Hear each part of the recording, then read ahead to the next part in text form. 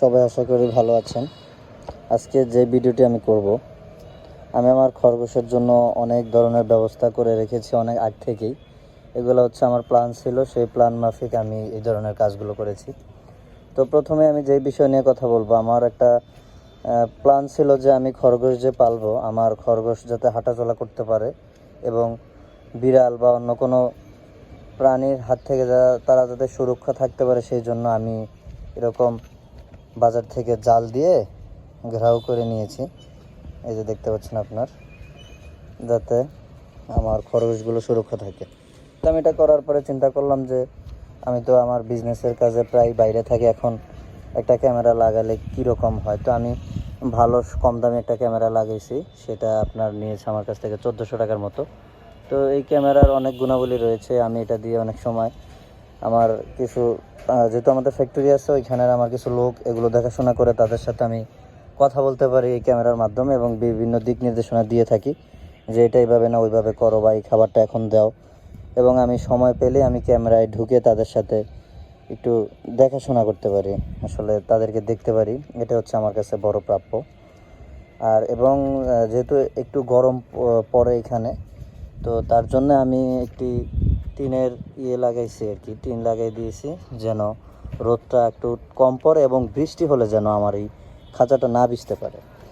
তো ওই রকম সুরক্ষা আমি করেছি তাদের জন্য। এবং আমি এর পাশাপাশি অতিরিক্ত গরম খরগোশ সহ্য করতে পারে না, যার জন্য আমি ভিতরে একটি ফ্যানের ব্যবস্থা করেছি।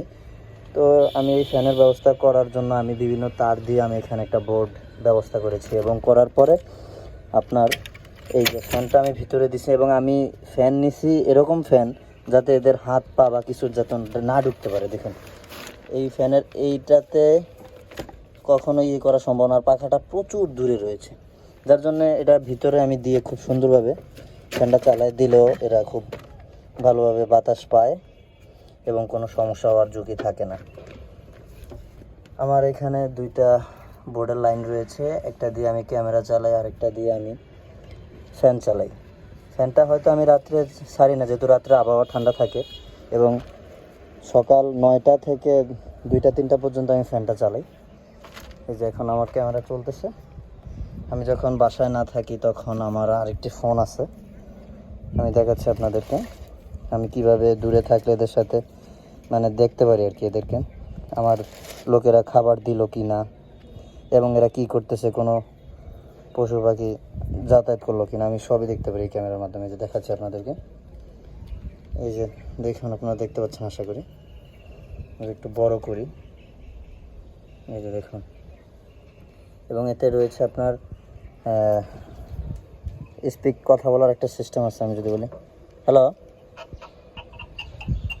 হ্যালো,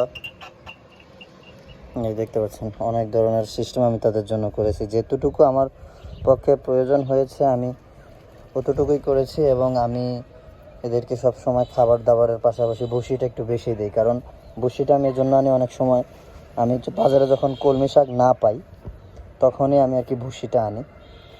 তো আজকে সামান্য একটা ধারণা দিলাম যে আমি এদের জন্য কি কি ব্যবস্থা করেছি। ক্যামেরা, ফ্যান এবং খাবার দাবার তো ব্যবস্থা রয়েছে। এবং আরেকটা যেটা বলি, প্লাস্টিকের পলিথিন, এটা দেওয়ার কারণ হচ্ছে যখন অতিরিক্ত রৌদ্র আসে যাতে আমার এই খাঁচার একটু তাপটা যাতে একটু কম আসে, যার জন্য আমার এই প্লাস্টিকের ইয়েটা দেওয়া আর কি। আর আমি সব সময় এদেরকে পরিষ্কার পরিচ্ছন্ন রাখতে পছন্দ করি। এই দেখুন এখন রৌদ্র কমার কারণে ফ্যান বন্ধ করে দিয়েছি, তারা এই যে বাইরে চলে আসছে। তো ভিডিও অনেক লং হয়ে গেছে। আমার ভিডিওটি আপনারা সব সময় যারা দেখেন, আপনারা সব সময় দেখলে আমি খুশি হব এবং আমার চ্যানেলটি যদি সাবস্ক্রাইব করেন আমি অনেক খুশি হব এবং আমি উৎসাহ পাবো আপনি নেক্সট ভিডিও করার জন্য আর কি।